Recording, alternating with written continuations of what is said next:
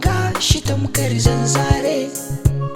Duk wata rigima na janyo zai tare.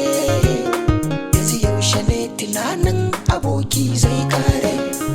Ko ne rashin aboki wanda da shi na shaku na sawa. Ko ina zani ni nas da nas na sawa. Ko ina zan raba ni da shi na sawa. Ko kira na kayo a waya ni nas da nas na sawa. Yanzu ka tafi ka bar ni ya zanyi in ganka cikin idona. Yanzu shi kenan ni kenan kullum tunaninka a zuciya na. Ko tunaninka zai karna kalle ni na rame ina ga. Yanzu ba halin ganka ka ganni sai dai amma farki na. Fata na Allah na cikin sanin manzo nan amina. Ko na rafana jannatin zama makomar sa. Dan darajar manzo na yafi dukkan laifukansa. Ya Allah rafana cikin sanin manzo nan amina.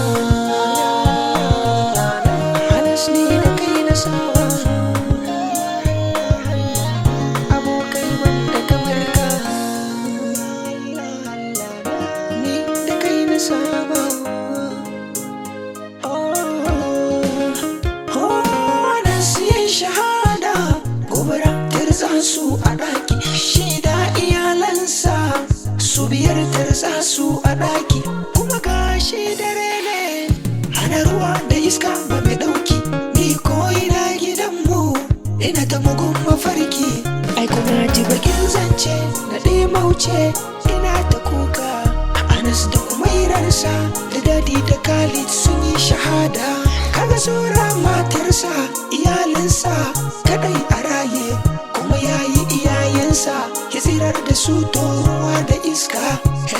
Yanzu ka tafi ka bar ni ya zanyi in ganka cikin idona. Yanzu shi kenan ni kenan kullum tunaninka a zuciya na. Ko tunaninka zai karna kalle ni na rame ina ga. Yanzu ba halin ganka ka ganni sai dai amma farki na. Ya Allah Allah na. Ya Allah Allah na.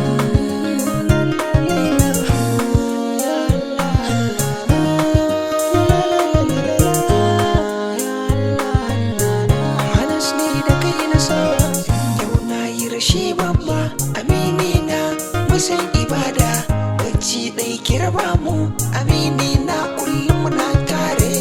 Anas mai san kowa gafar akai na dole na kuka. Ran da muka yi ban kwana ya ce abokina kai ta mini du'a'i. Baya kaunar ya gani a damuwa zai share hawaye na. Mutuwa mai yanka kauna ta ɗauke aboki wayo Allah na. Kada na gan shi kwance shi fiɗe da 'ya'yansa na ɗimauta. Yanzu banda abin da zan yi ma aboki sai addu'a.